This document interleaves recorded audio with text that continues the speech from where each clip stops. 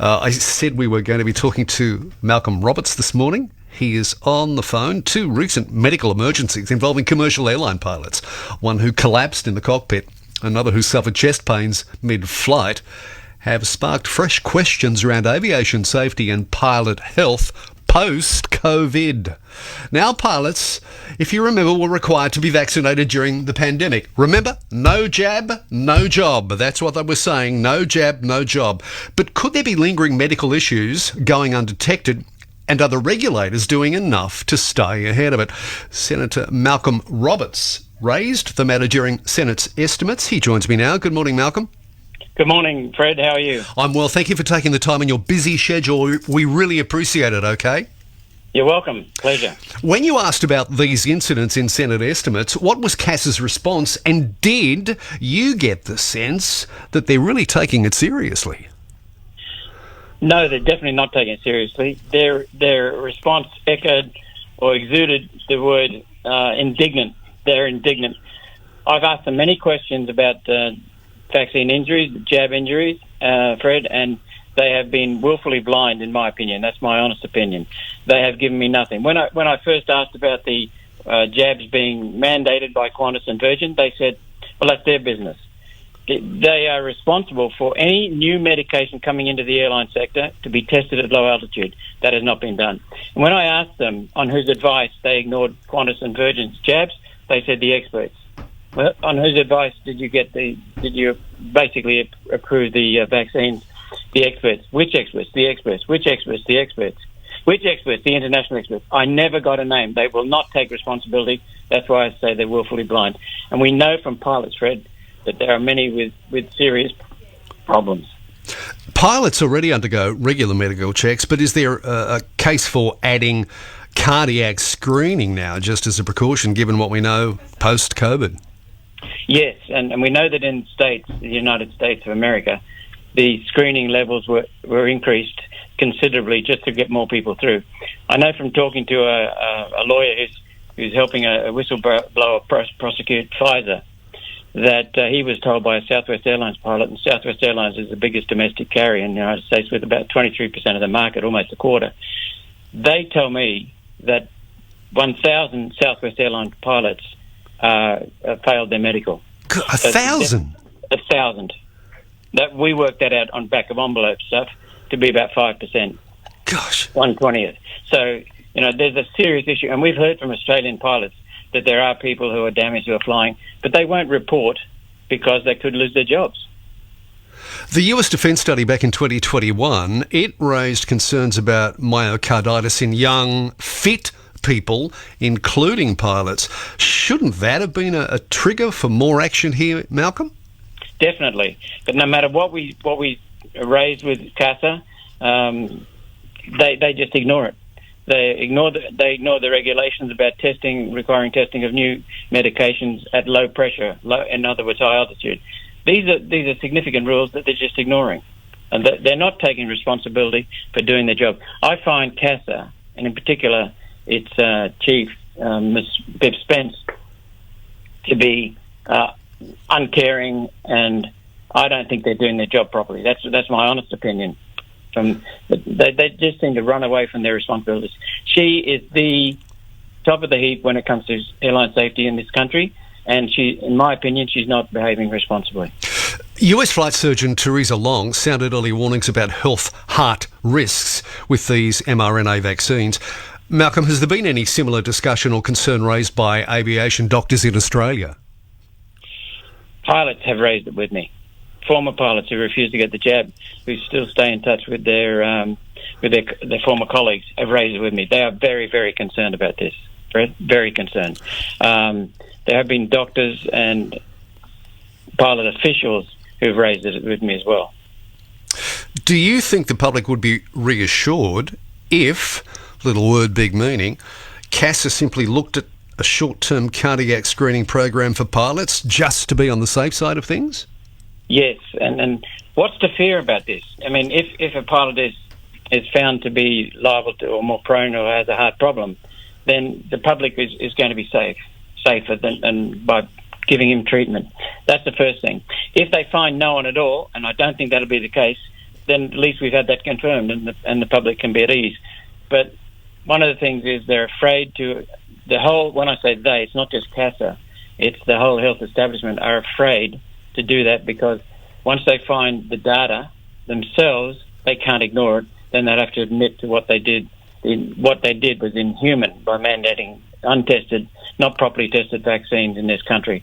So people are just bearing it. I mean that sincerely. People in the health departments at state and federal level, health agencies like AHPRA, they're burying this. They don't want it.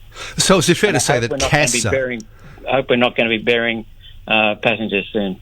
Is it fair to say that CASA is just deliberately covering up myocarditis cases?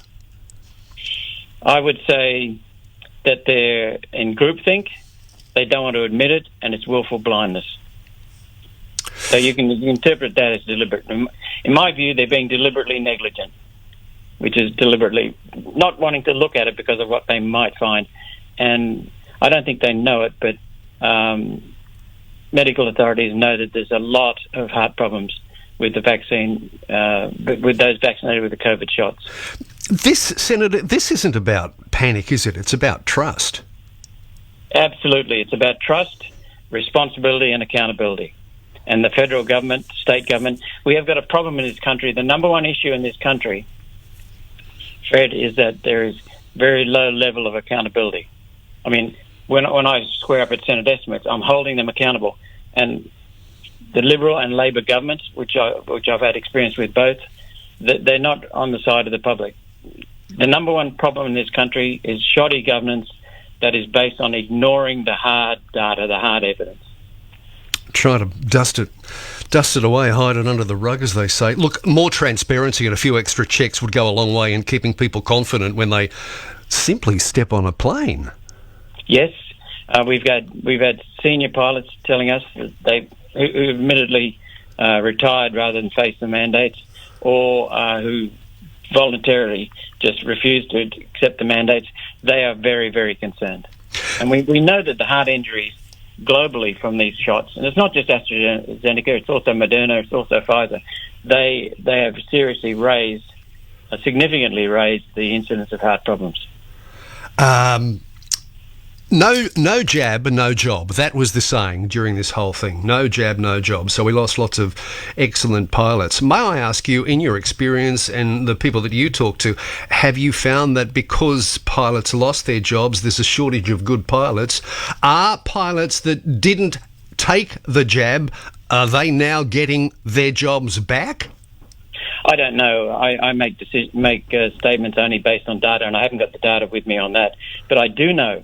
I know the data that we have lost many, many fine nurses, paramedics, ambulancemen, doctors, fireys, police officers. We have got some people who deliberately avoided the mandates and stood down or resigned or were stood down. We had a bloody nurse, pregnant, stood down in January. Some of these places have still got mandates on. So it's basically inhuman. They didn't test the shots properly, Fred. We know that. They didn't test them, yet they mandated them. And they said basically to people employed in all those industries and services that I just listed, they said basically, if you want to feed your kids, you'll get the shot. That is inhuman. Yeah. That is just disgraceful. Did you say you had a nurse? I just want to repeat this. You had a nurse in January of 2025. Yes. She lost her job, is that right, because she hadn't had a jab in 2025? Sorry, January 2024. My mistake. Right. January 2024. Okay. Yes, and she was basically suspended at work, off work, suspended at various times in the previous 3 years since the jabs came in, the mandates came in, and then they sacked her. Gosh, we've just got to get rid of these mandates. And you know, the injections that were approved provisionally for people in this country. The medical authorities in this country are now saying healthy infants, children and adolescents aged less than 18 years of age are not recommended to receive COVID-19 vaccines. Absolutely, they've changed their mind. Yeah, so we're going to see the TGA, we're going to see AHPRA blacklisted from social media, like I was suspended for saying exactly that healthy infants, children, and adolescents should not be given the shots. I was blacklisted, suspended from social media. Are they going to be suspended? There's not even a fuss about it. We know that AstraZeneca has been withdrawn because of a court decision in the United Kingdom. I mean, we need a royal commission. We need a royal commission and get to the bottom of this, because there is a lot of lies being told, a lot of inhuman decisions. And now we find out that so many things, the premiers are telling us, so many things in the COVID response, the fraudulent COVID response, are wrong and are not based on the science. They've admitted that, and we knew that because the different states had different approaches, and some states had different approaches from one day to the next. They didn't follow the data. There is no scientific evidence, empirical hard evidence.